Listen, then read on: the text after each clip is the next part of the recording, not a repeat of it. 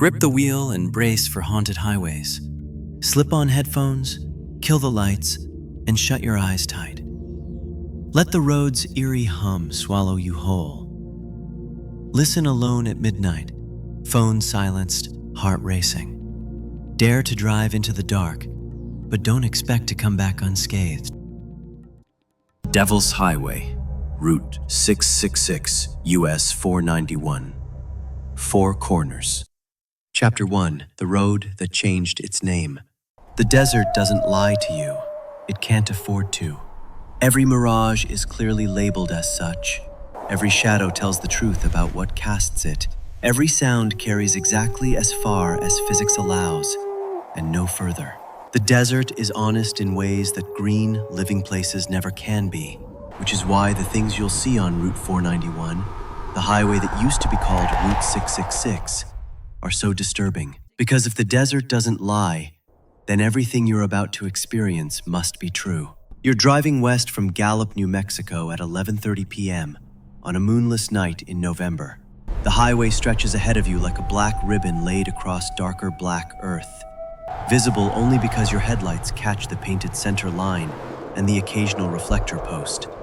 On either side of the road, the high desert extends into invisibility, broken only by the distant silhouettes of mesas that look like sleeping giants against the star-filled sky. Your radio picks up a late-night talk show from Albuquerque, the host discussing reports of cattle mutilations and UFO sightings with the kind of weary acceptance that suggests he's been covering these topics for decades. The signal fades in and out as you drive through the electronic shadow zones created by the surrounding rock formations. You're driving this route because it's the most direct path to your destination in Colorado. What you don't know yet is that direct and safe aren't the same thing, especially on a road that spent most of its existence labeled with the number 666. The highway was designated Route 666 in 1926, not for any supernatural reason, but simply because it was the sixth spur off the famous Route 66. The number was logical, bureaucratic, mundane. But over the decades, the combination of the biblical association with that number and the unusual frequency of accidents, breakdowns, and unexplained incidents along this stretch of highway created a reputation that no amount of logical explanation could overcome. By the 1990s, the supernatural reputation of Route 666 had become so widespread that the highway signs were regularly stolen by souvenir hunters and occult tourists. More troubling were the reports from regular travelers, truckers, commuters, tourists, who described encounters that couldn't be explained by equipment failure or driver fatigue. In 2003, after years of requests from local communities and safety officials, the U.S. Highway Administration agreed to renumber the route. Route 666 became U.S. Route 491, a designation that reflected its connection to U.S. Route 91 in Utah. The name change reduced the sign theft and the occult tourism. What it didn't reduce were the reports of strange encounters. If anything, the activity seemed to increase after the renumbering, as if whatever inhabited this stretch of desert was offended by the attempt to erase its infamous designation. You don't know this history as you drive through the November darkness, watching your fuel gauge and hoping to reach the next town before your tank runs dry. You're just another traveler, trying to get from one place to another using the most efficient route available. But efficiency, you're about to learn, isn't always worth the cost. Chapter 2, The Truck Stop Stories. 20 miles west of Gallup, you see the neon sign for Desert Rose Truck Stop, glowing like a beacon in the darkness. Your fuel gauge is hovering near empty, and you decide to stop for gas and coffee before continuing your journey. The truck stop is one of those 24-hour oases that serve as lifelines for long-haul truckers and late-night travelers. Bright fluorescent lights, coffee that's been brewing since the Carter administration, and hot food that tastes better than it has any right to at midnight. The parking lot holds a mix of 18-wheelers, pickup trucks, and the occasional passenger car like yours. You're filling your tank when you notice the conversation happening at the next pump. Two truckers are discussing route options for their next hauls, but their voices have the cautious tone of people sharing information they're not entirely comfortable talking about. "I'm not taking 491 anymore," the older trucker is saying. He's a weathered man in his 50s with the kind of deep tan that comes from decades of driving through southwestern sun. "Not after what happened last week." The younger trucker, maybe 30, listens with the respectful attention that rookie drivers give to veterans. "What happened?" "Black sedan."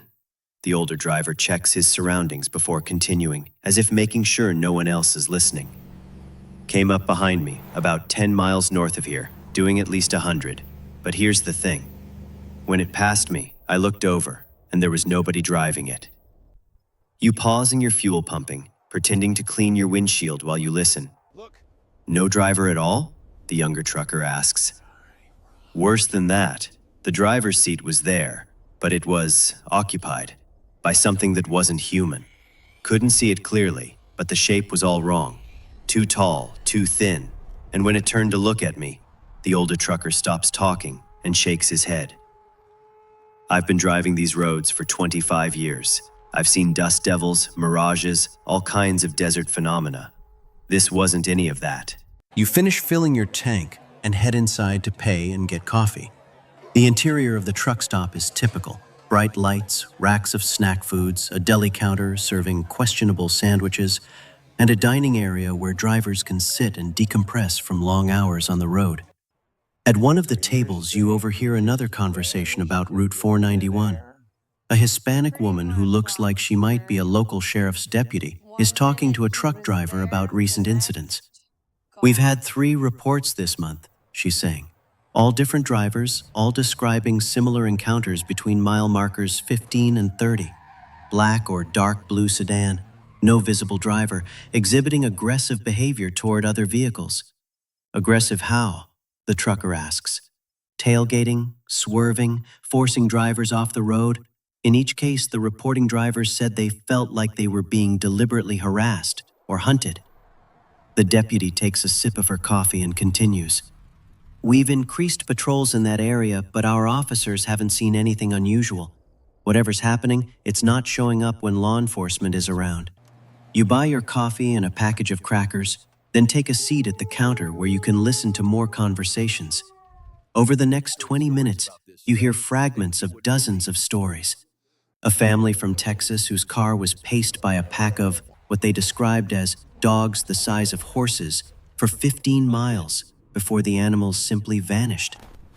A long-haul trucker who saw a young woman in a white nightgown standing in the middle of the highway at 3 a.m., only to drive right through her without feeling any impact.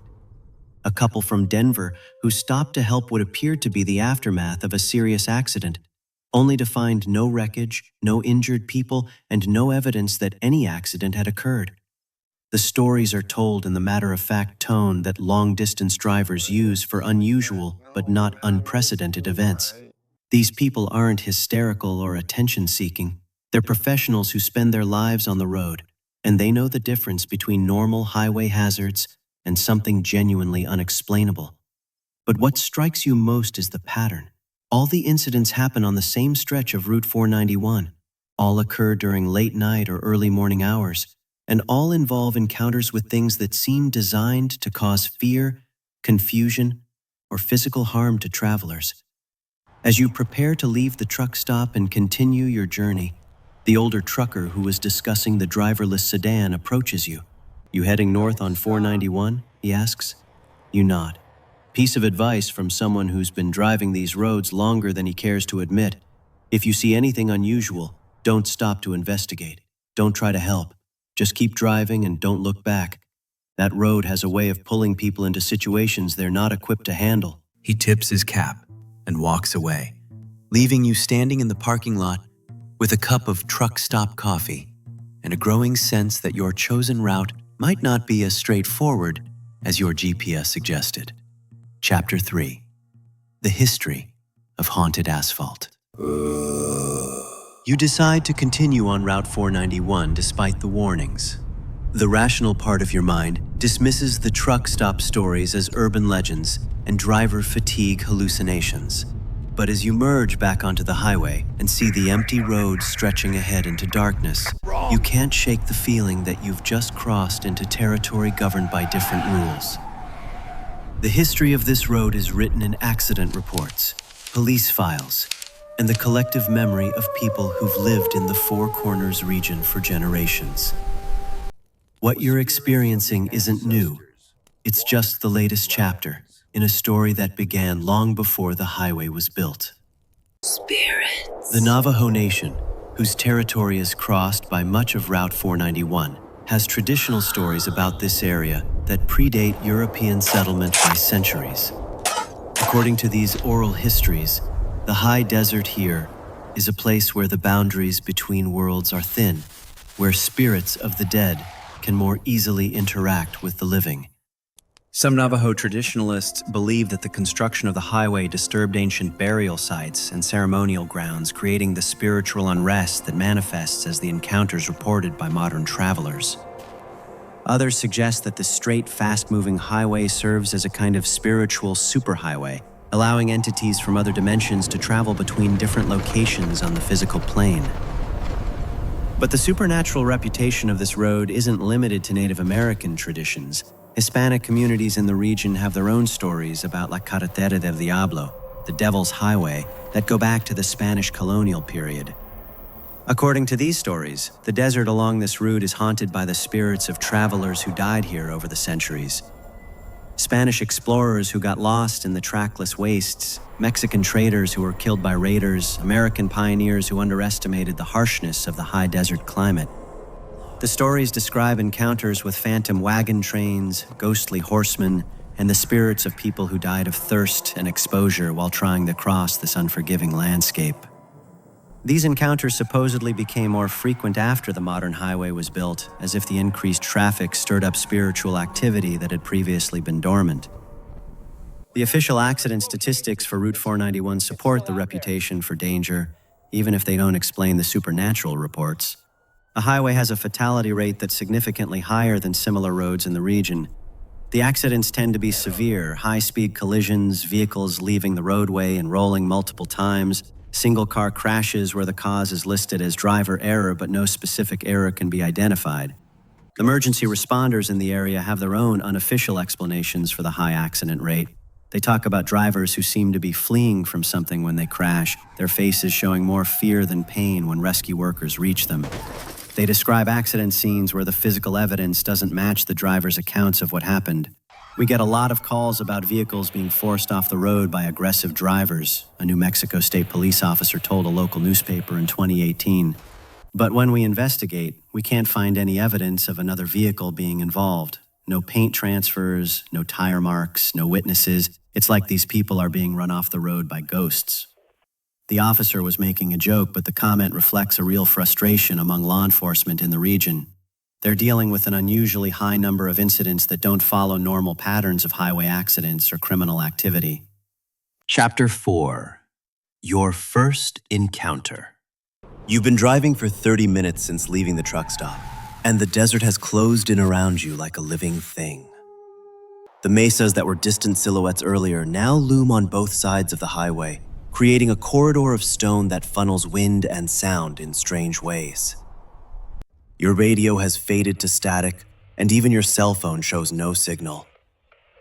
You're completely isolated out here, dependent on your vehicle and your own resources if anything goes wrong.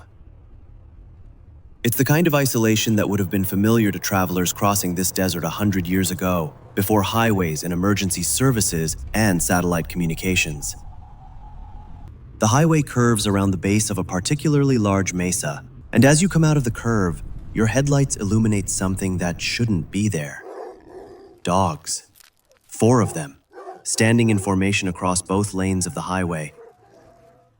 You hit the brakes, heart pounding, expecting the impact of hitting 4 large animals. But as your car slows, you get a better look at what's blocking the road, and your blood turns cold. These aren't normal dogs. They're huge, easily the size of horses, with black fur that seems to absorb your headlights rather than reflecting them. Their eyes glow red in the darkness, not with the reflected light you'd expect from normal animals. but with an inner fire that suggests something fundamentally unnatural. They don't move as you approach.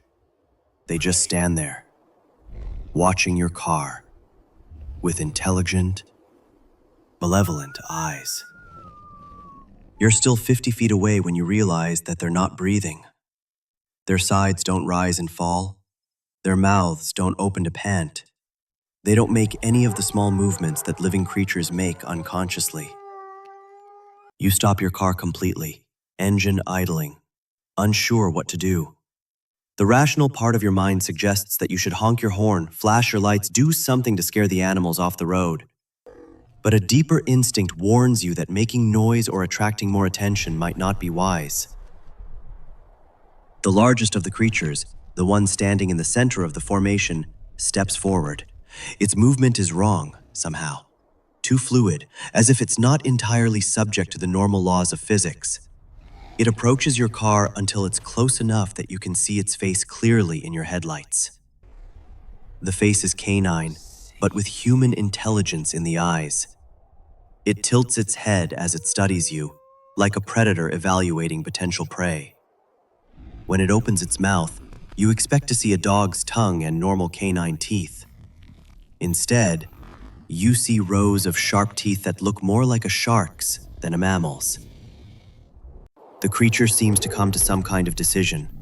It turns and looks back at the other three, then makes a sound that's part howl, part human scream. The other creatures respond by moving off the road, not running, but walking with that same unnatural fluidity. But they don't go far. They position themselves on both shoulders of the highway, still watching your car, still between you and any possibility of escape. The lead creature returns its attention to you. It walks to the driver's side of your car and looks directly at you through the window. At this distance, you can see that its fur isn't really black. It's so dark that it seems to absorb light, creating a visual effect like looking into a hole in reality. It raises one paw and places it against your window. The paw is huge, easily the size of a human hand, with claws that scrape against the glass. For a moment, you think it's going to try to break the window, but instead, it just holds its paw there, as if it's trying to make some kind of contact. Then it does something that turns your fear into absolute terror. It speaks. Not with a human voice, and not with sounds that any earthly animal could make. The voice comes from inside your car, inside your head, without passing through your ears at all. "Where are you going?" it asks. You're too shocked to answer, too frightened to even move. The creature waits patiently, as if it has all the time in the world. "Where are you going?" it repeats, and this time you can hear amusement and the inhuman voice. Everyone who travels this road is going somewhere. Some are running from something. Some are running towards something. Which are you? You force yourself to speak, though your voice comes out as barely a whisper. "Colorado. I'm just trying to get to Colorado." The creature makes a sound that might be laughter. Colorado is a place. But what are you really seeking? What brought you to our road? Before you can answer, the creature removes its paw from your window and steps back. It turns to rejoin the other three, and together they walk off the highway and disappear into the desert darkness. You sit in your idling car for several minutes, handshaking, trying to process what just happened. Every rational explanation you can think of, hallucination, fatigue, stress, falls apart when you examine the evidence. The encounter was too detailed, too interactive, too real. Finally, you put your car in gear and continue driving. In your rearview mirror, you can see 4 pairs of red eyes watching from the desert, growing smaller as you drive away, but never completely disappearing until you crest the next hill. Chapter 5. The Phantom Semi. The encounter with the creatures leaves you hyper-alert. scanning the road ahead and checking your mirrors constantly. Every shadow could be hiding something unnatural. Every sound your car makes, the hum of the engine, the whisper of tires on asphalt, the rattle of loose change in your cup holder, seems amplified in the desert silence. You've been driving for another hour when you see headlights in your rearview mirror. The relief is immediate and overwhelming. Another vehicle means other people, normalcy, connection to the everyday world that makes sense. You're not alone on the devil's highway anymore. But as the headlights get closer, your relief turns to concern, then to fear. The vehicle behind you is gaining ground fast, much faster than safe highway speeds would allow. You're doing 75, which is already faster than you'd normally drive on an unfamiliar road in the dark. But the headlights in your mirror are growing larger, rapidly, suggesting the other vehicle is traveling at well over 100 miles per hour. You move into the right lane to let the other driver pass, assuming it's someone with an emergency who needs to get somewhere fast.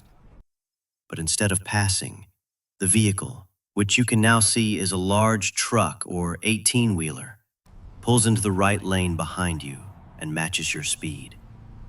The truck is close enough now that its headlights fill your car with harsh white light. You adjust your rearview mirror to reduce the glare, but you can't eliminate it completely. The truck is so close that you can't see its front bumper, just the blazing headlights that turn your car's interior into a fishbowl. You speed up, hoping the truck driver will take the hint and either pass or back off. But the truck matches your acceleration, maintaining the dangerously close following distance. At 85 miles per hour, with a vehicle that size tailgating you, any mistake or sudden stop would result in a catastrophic collision. You try slowing down, thinking maybe the truck driver wants to pass, but can't see around you to ensure the left lane is clear.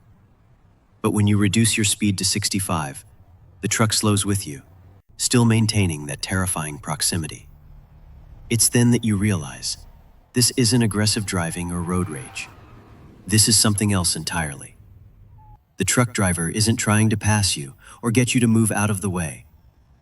They're hunting you. You speed up again, pushing your car to its limits on the dark highway. 90 miles per hour, 95. Your car shakes from the speed and the wind, but you're more afraid of what's behind you than what's ahead. The truck stays with you, matching your speed perfectly. At 100 miles per hour, you should be pulling away from an 18-wheeler, but the truck behind you shows no sign of losing ground. If anything, it seems to be getting closer. That's when you see something that makes your blood freeze in your veins. The truck is on fire. Not engine fire or tire fire. The entire cab and trailer are engulfed in flames that stream behind the vehicle like a comet's tail. But the flames don't seem to be consuming the truck or affecting its performance. They're just there, burning in defiance of physics and common sense. You can see the flames clearly in your mirrors now, casting a hellish orange glow across the desert landscape. The truck looks like a meteor that's learned to follow highway traffic laws. And you still can't see the driver. The cab should be illuminated by the dashboard lights and the flames surrounding the vehicle.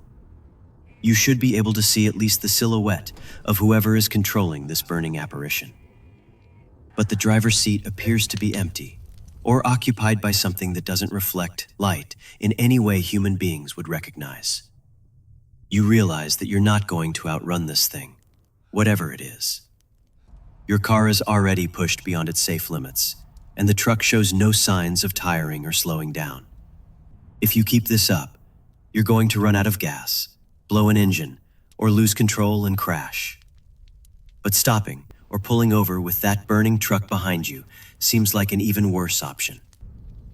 You're trying to decide what to do when you see something ahead that offers a possibility of escape. A rest area, one of those small highway pullouts with picnic tables and a historical marker. If you can make it there and get off the highway, maybe the truck will continue on without you. You signal and start to slow down for the exit, watching your mirrors to see how the truck responds. The burning 18-wheeler slows with you. But as you turn into the rest area, It continues straight down the highway. You park next to the picnic tables and turn off your engine, hands shaking from adrenaline and fear. In the sudden silence, you can hear your heart pounding and the tick of your cooling engine. You watch the highway, but the truck's taillights have already disappeared over the next hill. You sit in the dark rest area for 20 minutes, trying to calm down and make sense of what you've experienced.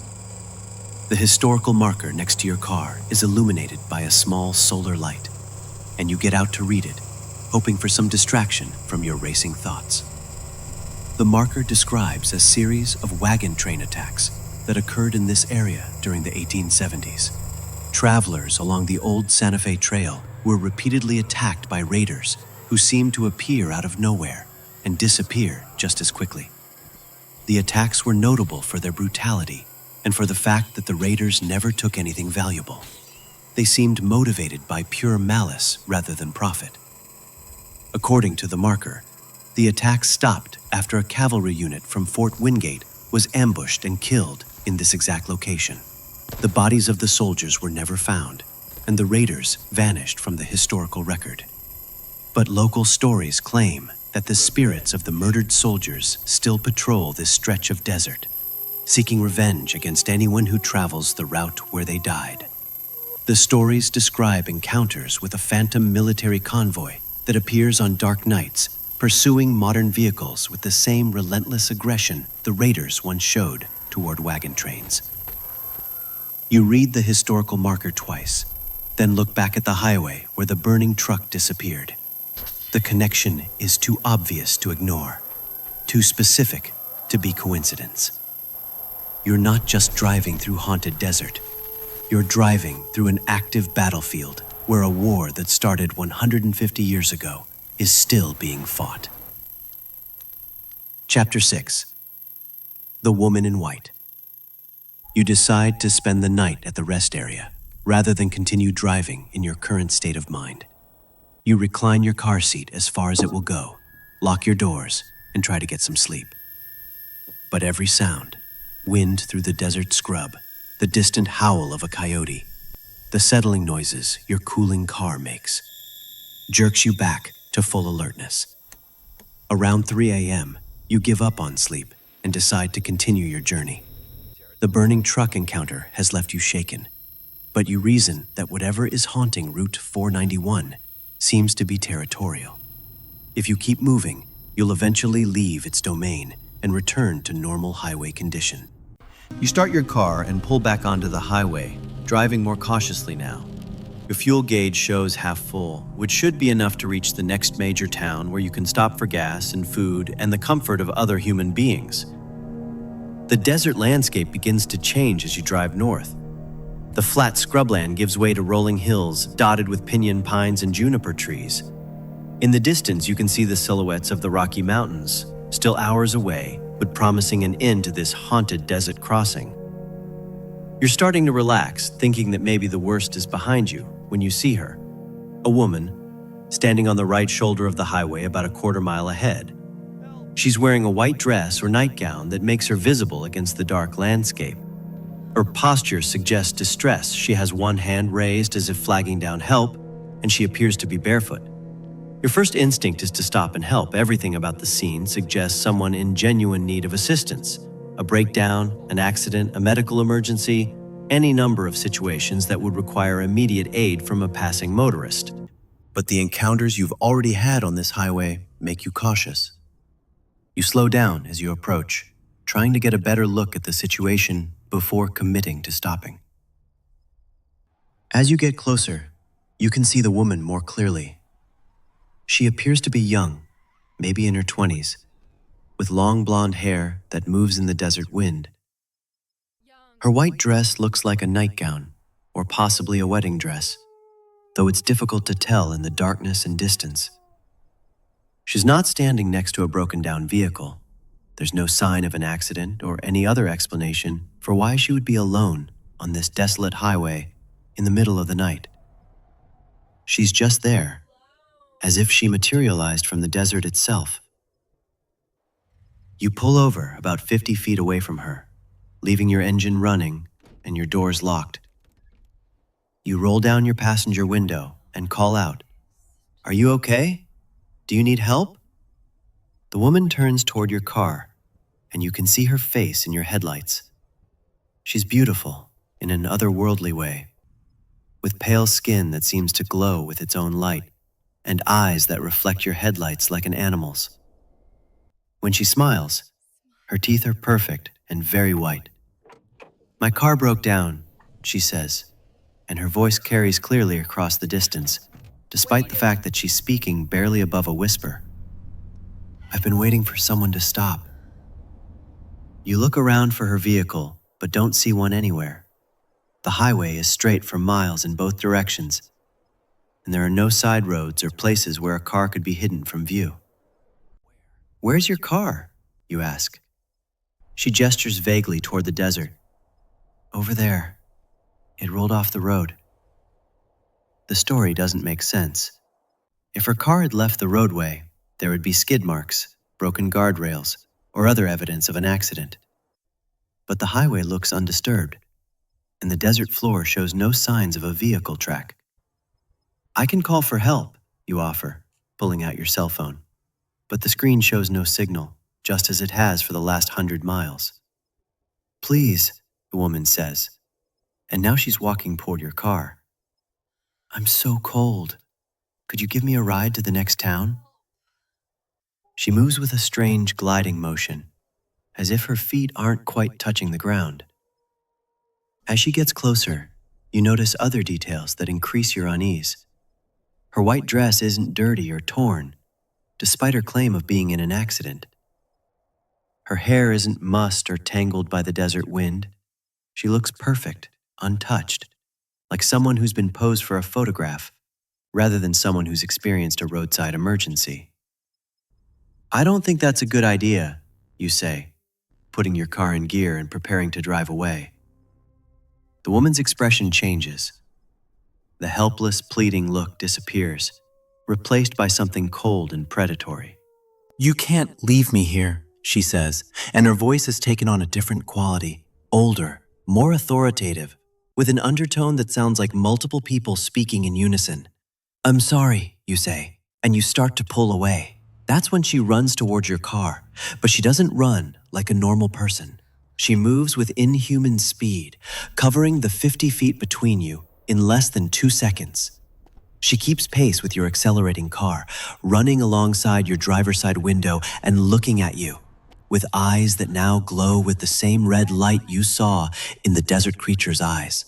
"You have to take me with you," she says, and her voice is coming from inside your car again, just like the creature's voice had. "I've been waiting so long for someone to stop." You floor the accelerator, pushing your car to highway speeds. The woman continues running alongside you for another 100 yards, matching your speed effortlessly, before finally falling behind. In your rearview mirror, you see her standing in the middle of the highway, watching your taillights disappear into the distance.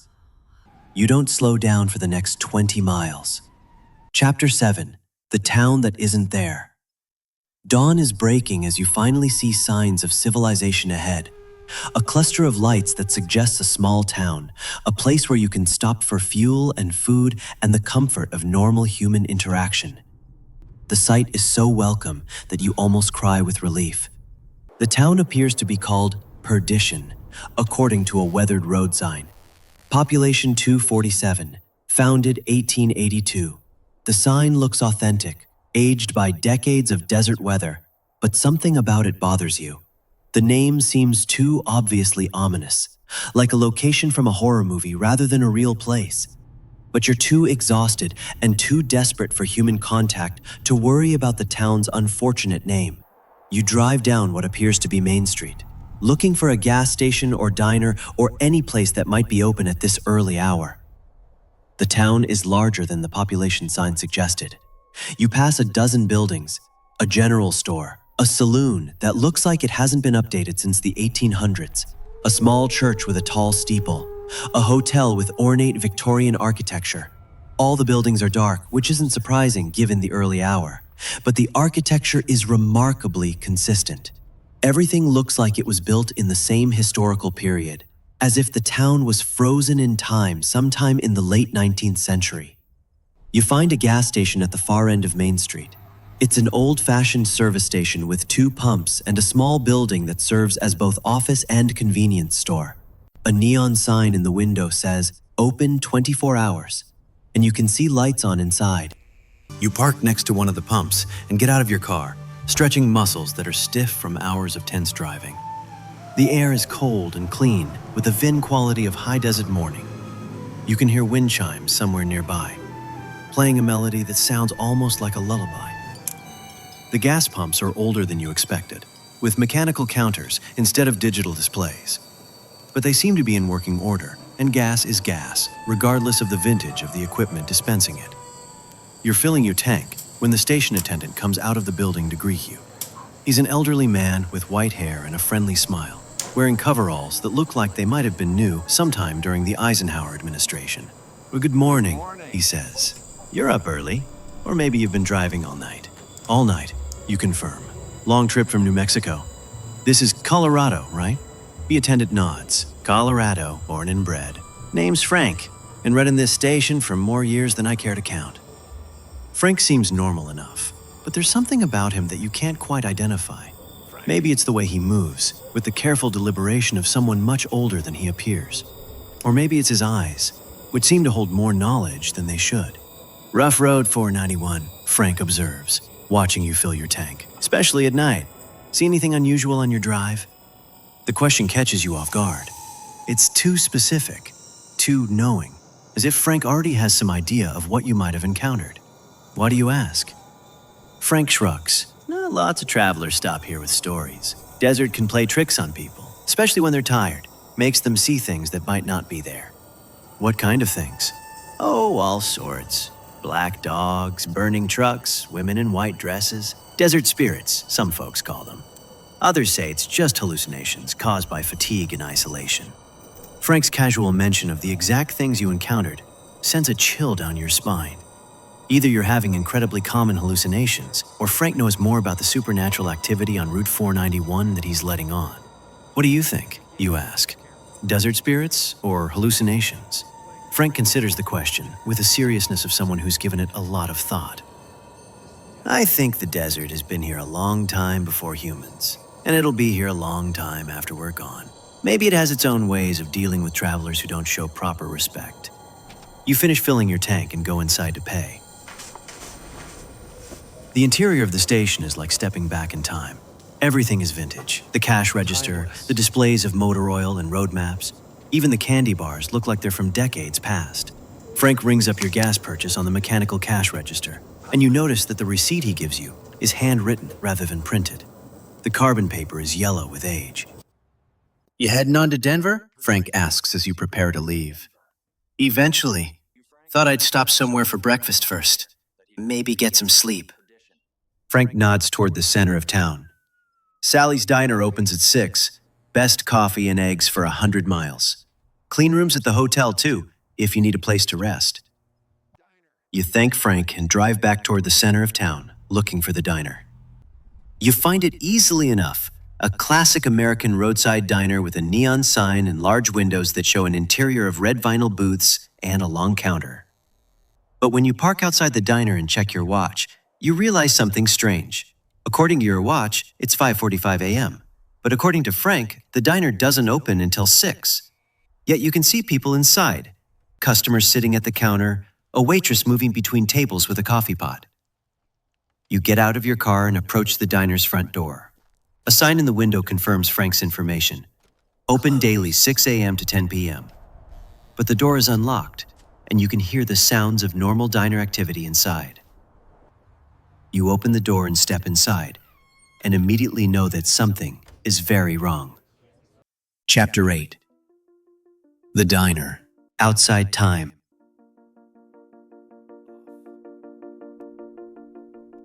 The interior of Sally's Diner is exactly what you'd expect from a classic American roadside restaurant.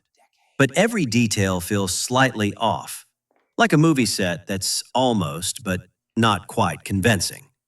The customers at the counter are all wearing clothes that look like they're from different decades. 1950s suits, 1970s polyester, 1980s power dressing. But none of the styles look vintage or retro. They look like they were new when their owners got dressed this morning.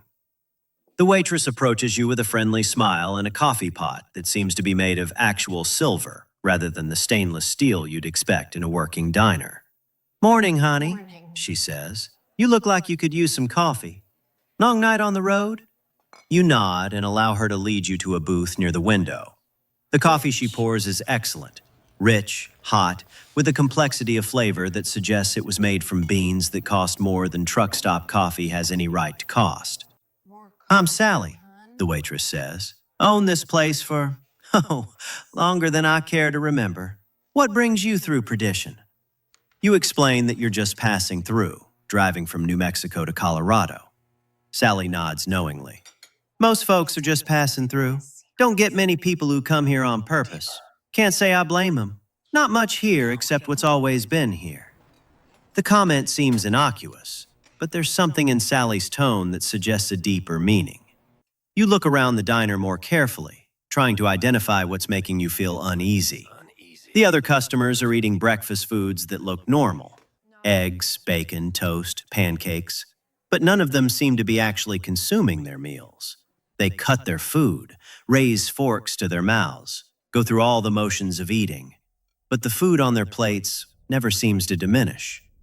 More unsettling is the way they occasionally glance at you with expressions of polite curiosity, as if you're the unusual element in this scene rather than them. "Sally," you say carefully, "how long has this town been here?" "Oh, Perdition's been here as long as anyone can remember. Founded back in the 1880s, when they thought there might be silver in these hills. Turned out there wasn't much silver, but by then folks had put down roots, decided to stay." She refills your coffee cup even though you've barely touched it. "Of course, not everyone who comes to Perdition ends up staying. Most people just pass through, like yourself. But some folks find what they're looking for here, even if they didn't know they were looking for it." What would someone be looking for in a place like this? Sally considers the question with the same serious attention Frank had given to your questions about desert spirits. "Peace, maybe. An end to running. Some folks spend their whole lives trying to get somewhere else, never realizing that the journey is the destination." The conversation is starting to feel like a philosophical test you're not prepared for. You finish your coffee and ask for the check, eager to continue your journey and return to the normal world of interstate highways and chained restaurants. "No charge," Sally says. "First cup's always free for travelers." You leave a tip on the table and head for the door, but Sally calls after you. "If you decide you want to stay," she says, "there's always room at the hotel. Mrs. Henderson runs a clean establishment, and she's got a permanent vacancy." The phrase permanent vacancy strikes you as an odd way to describe available hotel rooms, but you're too eager to leave to ask for clarification. You push through the diner's front door and step back into the morning sunshine. Outside, you notice something that makes you pause. Your car is the only vehicle parked on Main Street. Despite the fact that you saw several customers in the diner, there are no other cars, trucks, or motorcycles anywhere in sight. It's as if everyone else in town either walked to breakfast or simply materialized there. You get in your car and drive through the town one more time, looking for signs of normal life. But Perdition seems to exist in a state of perpetual morning quiet. No one walking the streets, no dogs barking, no sounds of human activity, except for what you witnessed inside the diner. At the edge of town, you pass a small cemetery with weathered headstones and a wrought iron fence. Something makes you pull over and get out for a closer look. The cemetery is well maintained despite the town's apparent lack of activity. The grass is recently mowed, the walkways are clear of debris, and someone has placed fresh flowers on several of the graves. But it's the dates on the headstones that chill your blood. The oldest graves are from the 1880s, which matches the town's founding date, but there's a pattern to the death date that becomes clear as you walk through the cemetery. Clusters of deaths in 1889, 1903, 1924, 1951, 1978, 2005. Roughly every 20 to 30 years, dozens of people die within a few months of each other. The pattern suggests epidemics or disasters. But the headstones don't indicate causes of death. They just mark the regular intervals at which large portions of Perdition's population have died and, presumably, been replaced by new residents. At the back of the cemetery, you find a section of newer graves. The dates on these headstones are much more recent. Some from just a few years ago, others from last year, one from last month. But it's the names on the headstones that make you run back to your car. They're not local-sounding names like you'd expect in a small Colorado town. They're names from all over the country representing the kind of diverse backgrounds you'd find among highway travelers. James Patterson from Michigan, Maria Gonzalez from Texas, Robert Kim from California. And at the very end of the row, a headstone that's so new the earth around it is still disturbed. Thomas Chin, age 32, from Oregon. He found what he was looking for. The headstone is blank below the inscription, waiting for a date to be carved into the stone. You realize with horror that the permanent vacancy Sally mentioned isn't at the hotel. It's in the cemetery. Chapter 9, The Escape Attempt. You drive out of Perdition faster than safety would normally recommend. But after seeing your potential grave marker, safety seems like a relative concept. In your rearview mirror, you can see the town shrinking behind you, looking more and more like a mirage that might disappear entirely if you don't keep checking to make sure it's still there. The road ahead looks normal, 2 lanes of asphalt stretching through desert landscape toward distant mountains. But you can't shake the feeling that you're still inside whatever supernatural territory you entered when you started driving Route 491. The rules of normal reality don't seem to apply here, and you're beginning to suspect that getting out won't be as simple as driving fast in a straight line. Your suspicions are confirmed when you see the road sign ahead, Perdition, 15 miles. You've been driving away from the town for 20 minutes. But according to the sign, you're still 15 miles away from it. Either the sign is wrong, or distance works differently on this stretch of highway. You keep driving, watching your odometer and timing your progress. After another 15 minutes of driving at 60 miles per hour, you should be 30 miles from Perdition. But the next sign you see reads, Perdition, 12 miles. You're moving toward the town instead of away from it, despite the fact that you haven't turned around or changed direction. The highway has been straight as an arrow since you left the town limits. You pull over and check your compass. The needle points north, which matches the direction you've been traveling. You check your GPS, but it shows no signal, just like it has for most of your journey on Route 491. Getting out of your car, you look back along the highway. It stretches in a straight line toward the southern horizon, just as it should. There are no curves or hills that could explain how you might have gotten turned around without realizing it. But when you look ahead, toward the north, the highway disappears over a hill that wasn't there 20 minutes ago. You're trapped in a road that doesn't follow normal geography, being drawn back toward a town where people's graves are prepared before they die. The rational part of your mind insists that there has to be a logical explanation, but the rest of you is beginning to accept that logic might not be the most useful tool for dealing with your current situation. You get back in your car and continue north, reasoning that even if you can't escape immediately, you can at least avoid going backward toward Perdition. But as you drive over the hill that shouldn't exist, you see something ahead that makes your heart sink. Lights. A cluster of buildings, a neon sign advertising 24-hour service. You're approaching Perdition again from the opposite direction. This time, you don't slow down. You drive straight through the town at 70 miles per hour, past Frank's gas station, past Sally's diner, past the hotel with the permanent vacancy. In your mirrors, you can see people standing on the sidewalks, watching your car pass with expressions of polite disappointment, as if they'd been expecting you to stop and are sorry to see you leave again. On the far side of town, you see another road sign. Denver, 247 miles. Hope, flares in your chest. Maybe you've broken free of whatever kept you circling back to perdition. Maybe the highway will behave normally now.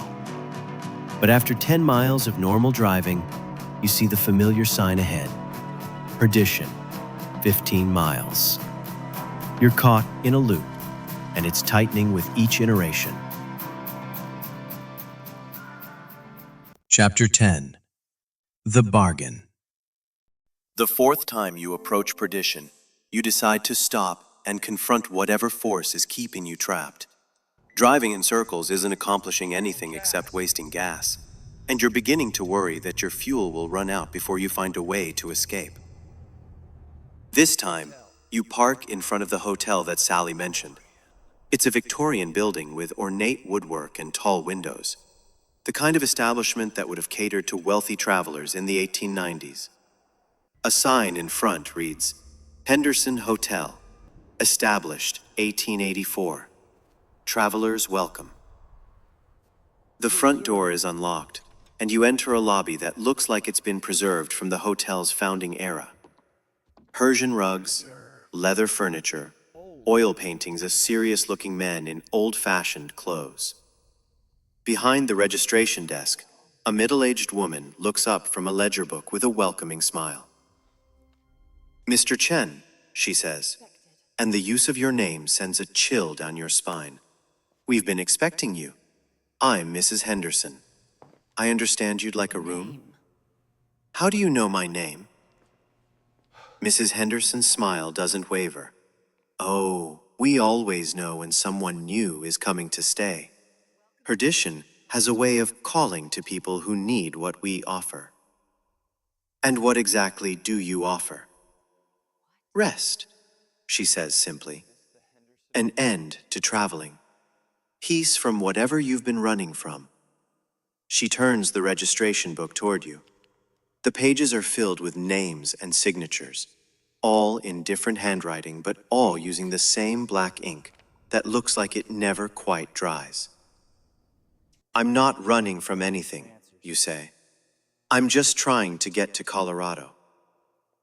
Everyone who comes to perdition is running from something, Mrs. Henderson says gently. Some are running from mistakes they've made. Some are running from grief or guilt or fear. Some are running from responsibility or commitment, or the simple difficulty of being alive in a complicated world. She studies your face with eyes that seem to see more than they should. What are you running from, Mr. Chen? The question hits closer to home than you'd like to admit. You started this journey after quitting a job you hated, leaving behind a relationship that was slowly suffocating you, and generally trying to escape a life that felt like it belonged to someone else. You told yourself you were running toward something, a new job, a fresh start, a chance to figure out who you really are. But Mrs. Henderson is right. You're running from something too. Even if I am running from something, you say, that doesn't mean I want to stop running. I want to get to Colorado and start over. Mrs. Henderson nods understanding. Of course you do. Everyone thinks they want to start over. But starting over means facing the same problems in a new place, doesn't it? The same fears, the same doubts, the same patterns that got you into trouble before. She gestures toward the registration book. Here in perdition, you don't have to start over. You can just stop. No more running, no more decisions, no more uncertainty about what comes next, just peace. What happened to all the other people who signed this book? They found what they were looking for, Mrs. Henderson says. They're part of the community now. Sally serves them breakfast every morning. Frank helps them with whatever they need. They've found their place. In the cemetery? Mrs. Henderson's expression doesn't change. Death is just another word for arriving at your final destination. Most people spend their lives afraid of it, but here in perdition we understand that it's simply where every journey ends. The question isn't whether you'll die, Mr. Chen. The question is whether you'll choose how and when and where. The conversation is surreal, But there's something seductive about Mrs. Henderson's offer. You're tired from days of driving, emotionally exhausted from running away from your old life, and terrified by the supernatural encounters you've had on Route 491. The idea of simply stopping, of not having to make any more difficult decisions, has a dangerous appeal. What if I don't want to stay? You ask. Then you're free to leave, Mrs. Henderson says.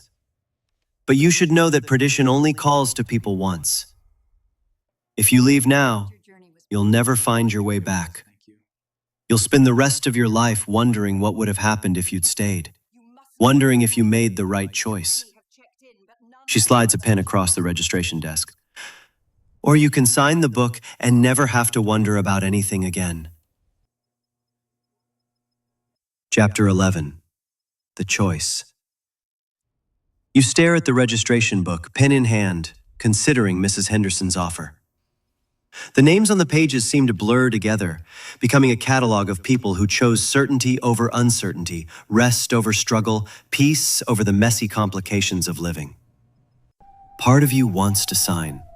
The part that's tired of making decisions, tired of facing an uncertain future, tired of the fear and anxiety that have driven you to run away from your old life. In perdition, you wouldn't have to worry about finding a new job, starting new relationships, or figuring out who you're supposed to be. You could just stop. But there's another part of you, smaller but more insistent, that rebels against the offer. The part that recognizes that choosing to stop is still a choice, and that surrendering your future to avoid uncertainty is just another form of running away. How do I know you're telling the truth about being able to leave? You ask. Mrs. Henderson's smile becomes more genuine. You don't.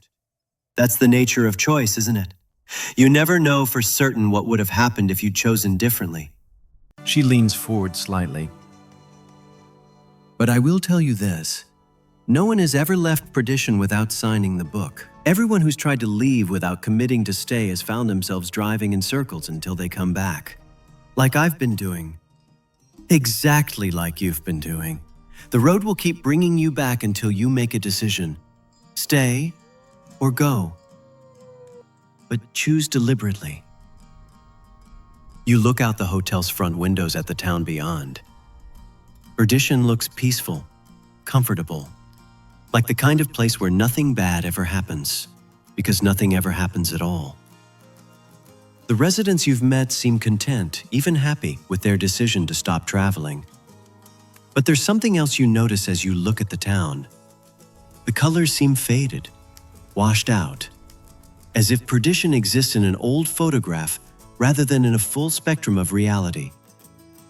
The people move with a dreamlike quality, going through the motions of life without the sharp urgency that comes from knowing that time is limited and choices matter. What happens to people's dreams here, you ask? Their goals, their ambitions, their hope for the future. Mrs. Henderson considers the question. Dreams are what make people restless, she says. They're what drive people to keep moving, keep striving, keep suffering. Here we offer something better than dreams. We offer fulfillment. But fulfillment of what? What do people do here? They exist, Mrs. Henderson says simply. They wake up each morning knowing exactly what the day will bring. They eat Sally's food, they talk to Frank about the weather, they walk the streets of a town that never changes. They're safe, secure, and certain.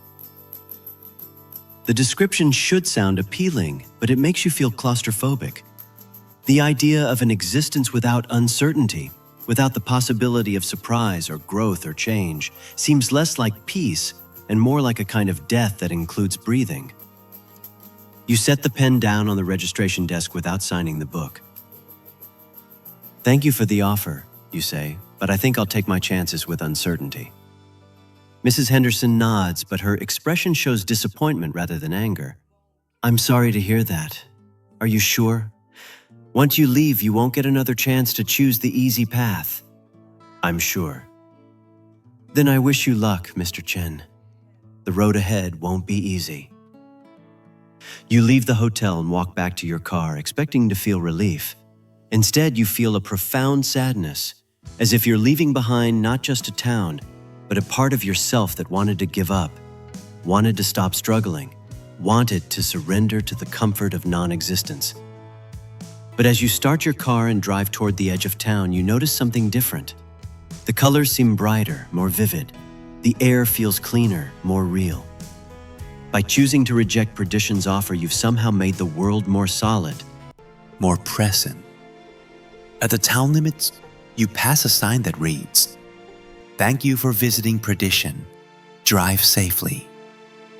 In your rearview mirror, you watch the town grow smaller and smaller until it disappears entirely. This time, you don't see it again. 2 hours later, you pull into a truck stop in Colorado that exists on every map and GPS system. The fluorescent lights are harsh but real. The coffee tastes like it was made from beans that grew in actual soil. And the other customers are solid, three-dimensional people with their own destinations and stories. You call your friend in Denver to let him know you're running late but still coming.